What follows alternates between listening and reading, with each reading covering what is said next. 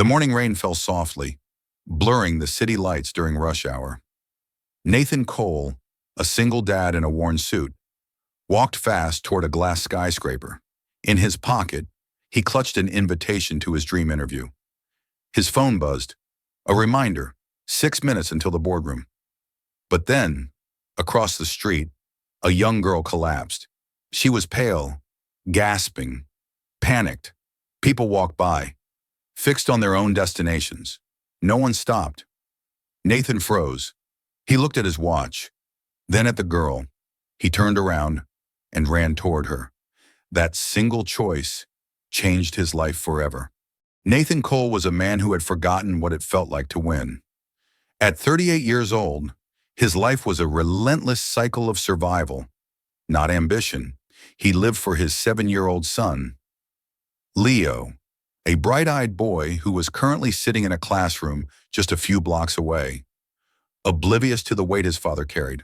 For years, Nathan had hopped between temporary jobs, warehousing, delivery, security, scraping by on minimum wage and a flickering flame of hope.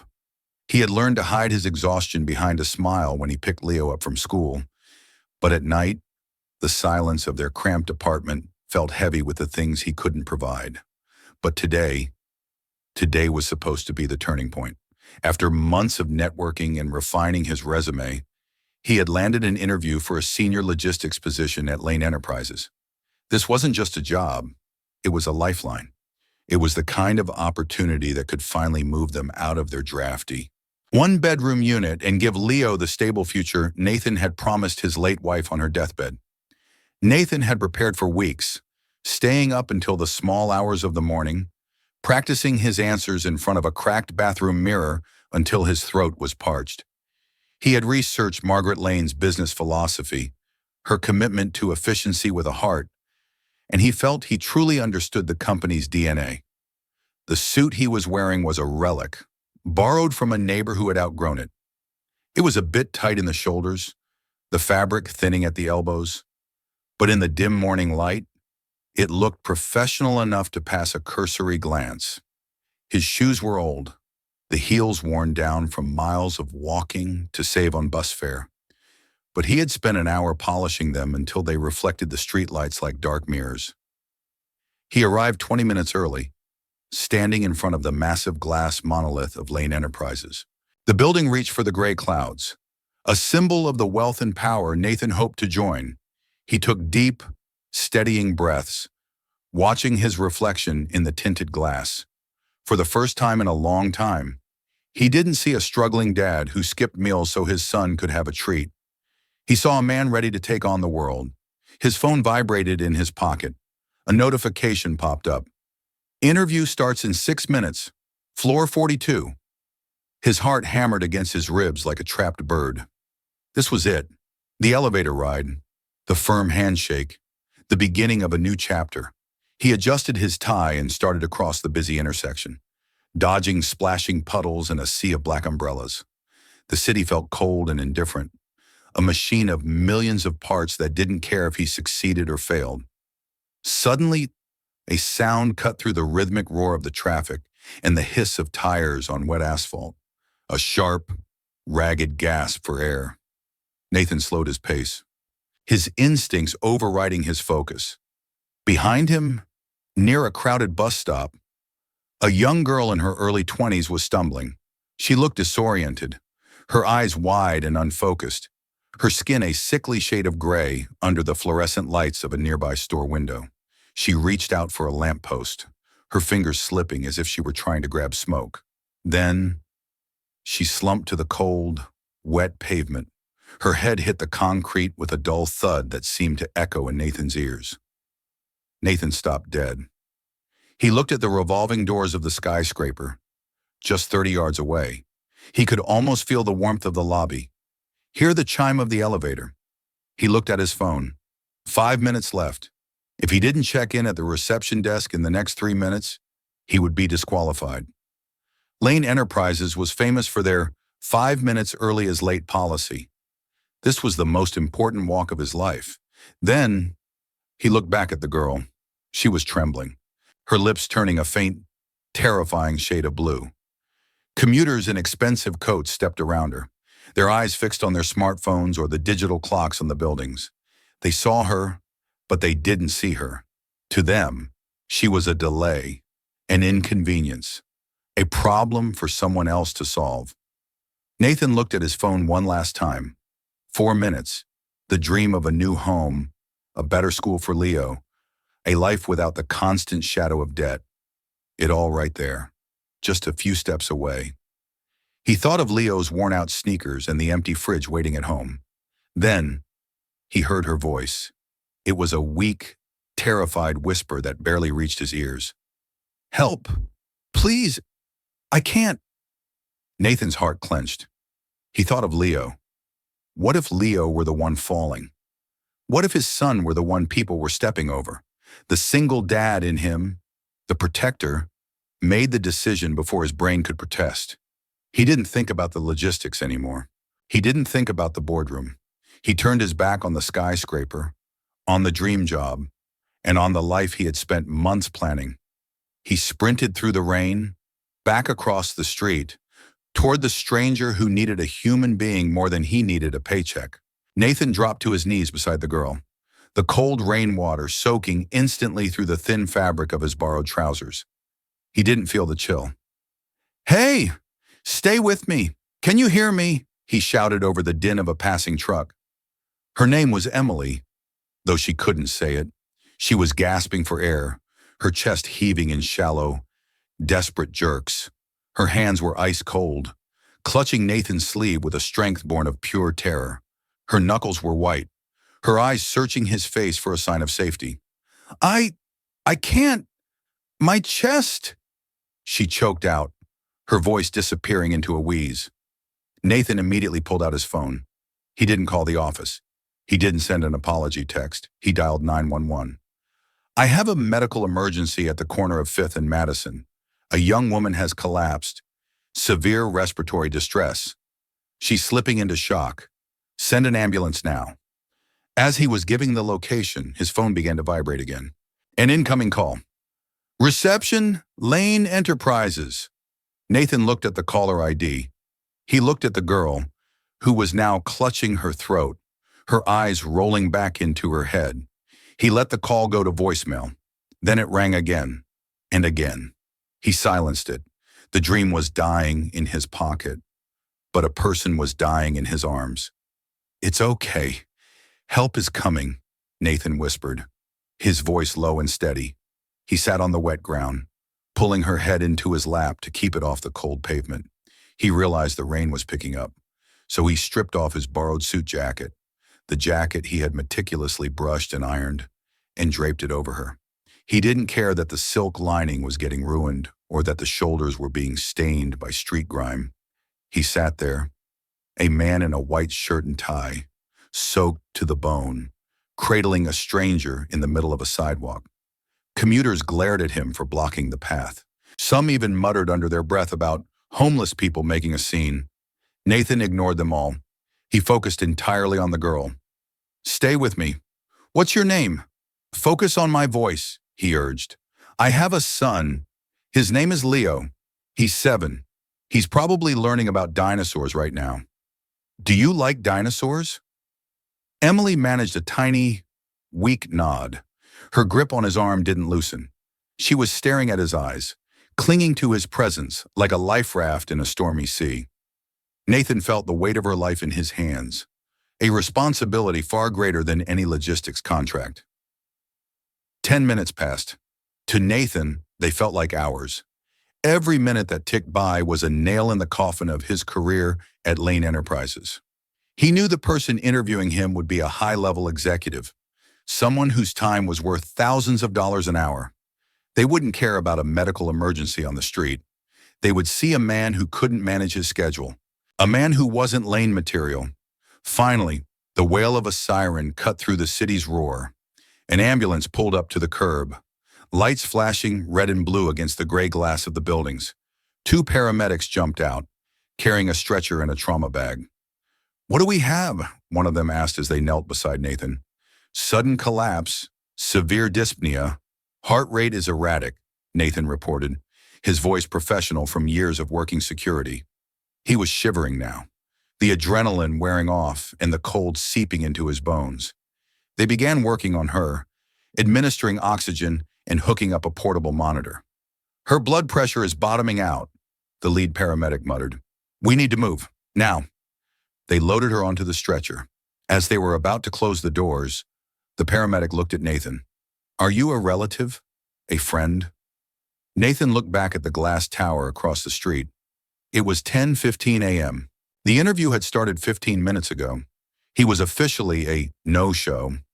In the corporate world of Lane Enterprises, he was already a ghost. He looked at his ruined suit, his wet hair, and the fear still lingering in Emily's eyes.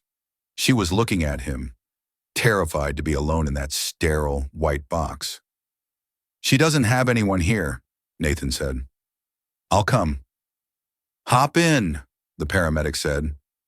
The heavy doors of the ambulance slammed shut, sealing out the noise of the city. As the vehicle pulled away, the sirens screaming, Nathan watched the Lane Enterprises building fade into the gray, rainy distance. He felt a sharp, stabbing pang of regret when he thought of Leo. How was he going to explain this? How was he going to tell his son that they were staying in the apartment for another year because he had chosen to help a stranger?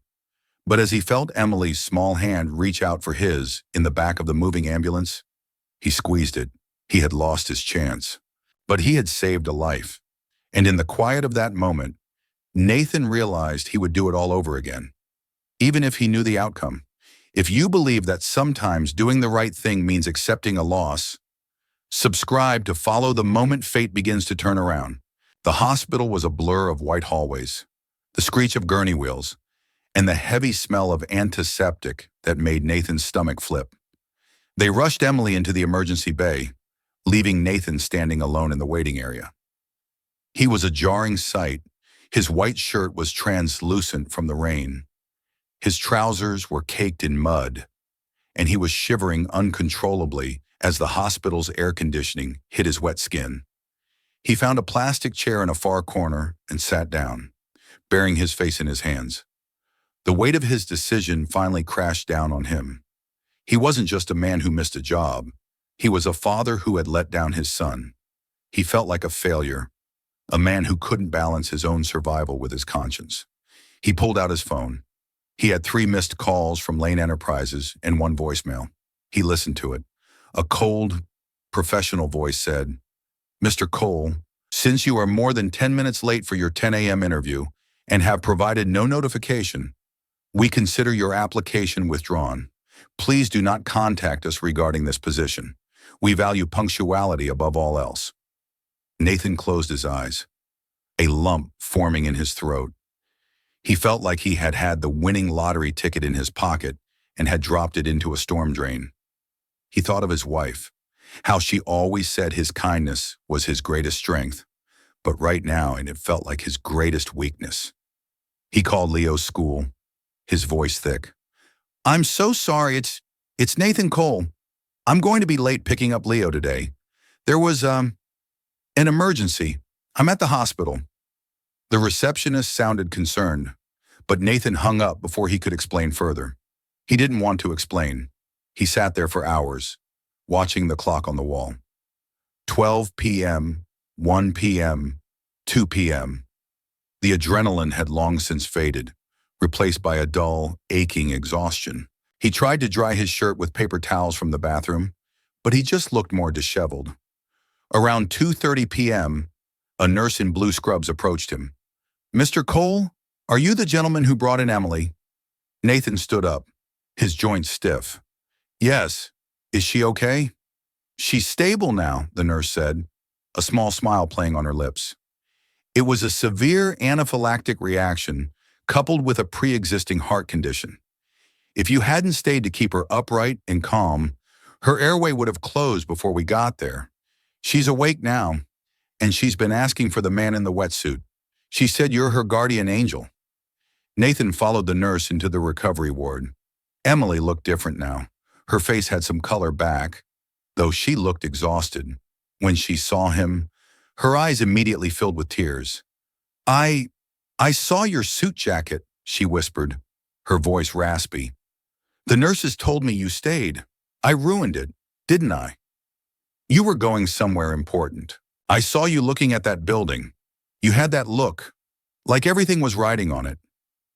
Nathan sat by her bed, his heart softening as he looked at her. She was just a kid, barely older than a teenager. It was just a job interview, and Emily, jobs come and go. People don't. I'm just glad you're breathing. My son, he would have been mad at me if I didn't help. I have a heart thing, she explained, her voice trembling. Usually I have my meds, but I forgot them in the rush this morning. I was so nervous about my own meeting. I thought I was going to die on that sidewalk, and people were just walking over me like I was a shadow. You were the only one who saw me as a person. I saw you, Nathan said simply. That's all that matters.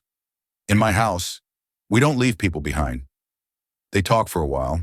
She told him about her studies in art, her dreams of traveling. Nathan told her about Leo and his obsession with T-Rexes and how they make dinosaur noises before bedtime. For a few minutes, the world outside, the missed job, the unpaid bills, seemed to vanish. He forgot that he was a man with zero prospects. Suddenly, the double doors to the ward swung open with a bang. A group of men in sharp, expensive charcoal suits marched in, looking like they had stepped out of a movie. Behind them came a woman who seemed to command the very air in the room. She was in her early 50s, her hair pulled back into a perfect, silver-streaked bun. Her face was a mask of controlled, high-functioning panic. "Emily!" the woman cried out, her voice breaking as she rushed to the bedside, pushing past the doctors. "Mom, I'm okay," Emily said, clutching the woman's hand. "I'm okay because of him." She pointed directly at Nathan, who had stood up to give them space. The woman turned around, her sharp, piercing eyes locking onto Nathan. Nathan's heart stopped. He felt the blood drain from his face. He recognized her instantly. He had studied her biography for 3 weeks. He had practiced his answers for her. It was Margaret Lane, the CEO of Lane Enterprises, the woman who was supposed to be his boss, the woman whose 5 minutes early is late policy he had just violated. He realized then that Emily wasn't just a stranger. She was the reason the CEO was currently looking at him with an intensity that could melt steel.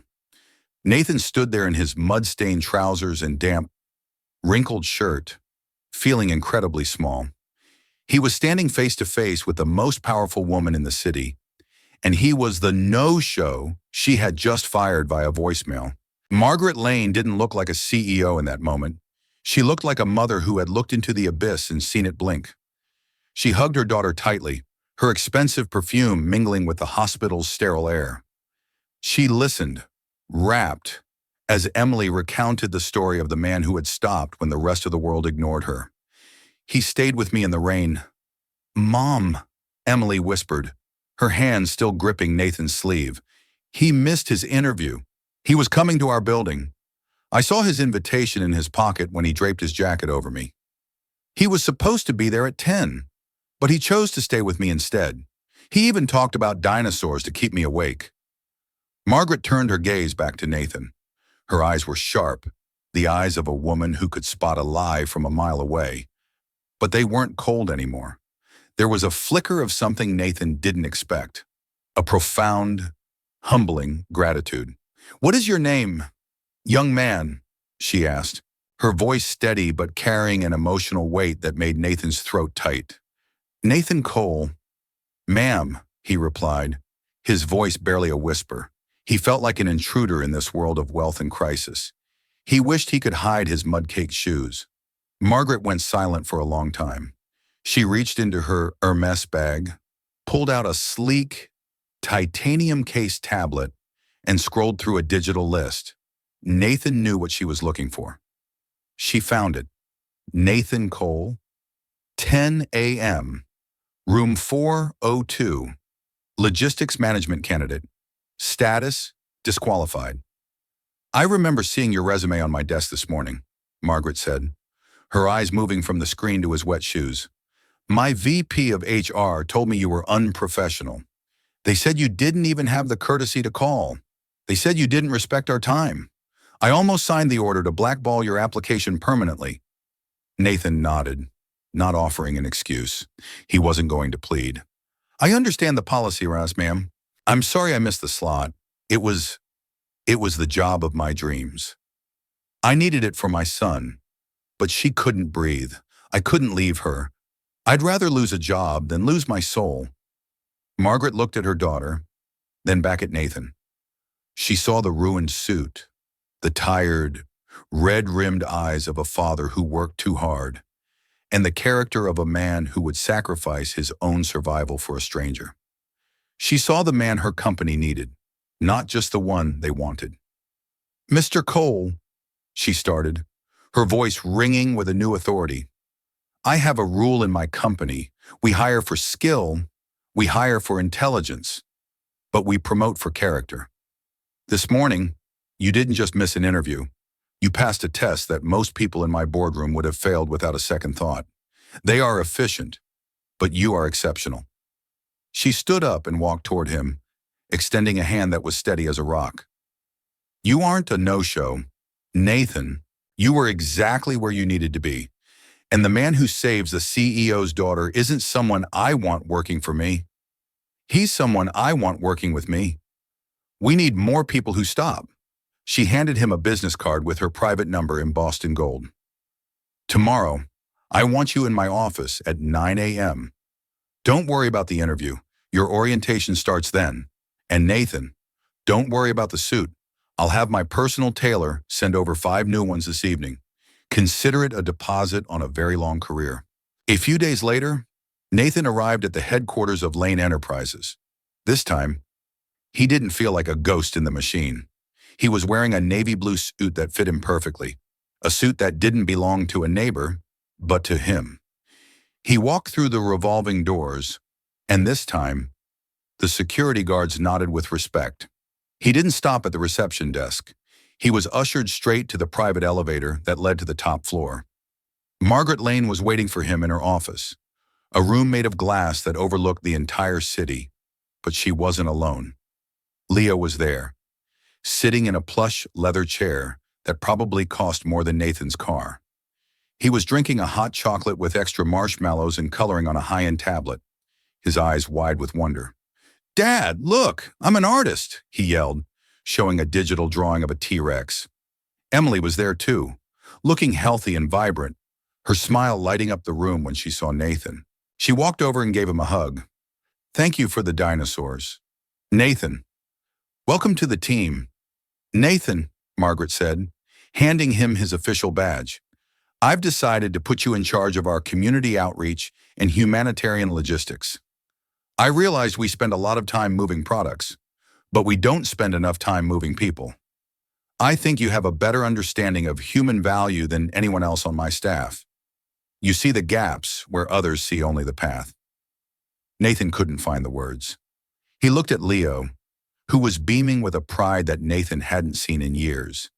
He saw the look in his son's eyes, the realization that his dad was a hero.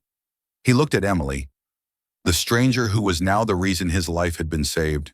He realized then that no contract, no 6-figure salary, and no high-rise office was more valuable than the simple, quiet act of being a human being in a world that often forgets how to be one. He had sacrificed his dream job in the rain, and in return, he had been given a career, a community, and a future for his son that exceeded his wildest dreams. A single decision made in the mud had turned into a lifetime of sunshine. Nathan Cole had started that day as a man with nothing but a borrowed suit and a desperate dream, and he ended it as a man who had everything, because he had the courage to stop for a stranger. He learned that when you choose kindness over convenience, the universe has a way of paying you back in ways you never expected. As he walked out of the office, holding Leo's hand, he looked at the skyscraper across the street. It no longer looked like a monolith of glass and steel. It looked like a home. He looked at Leo and whispered, "See? Dinosaurs always help." If you believe that true kindness always finds its way back to you, subscribe for the next stories and leave a comment. Would you dare to miss a big opportunity to help a stranger?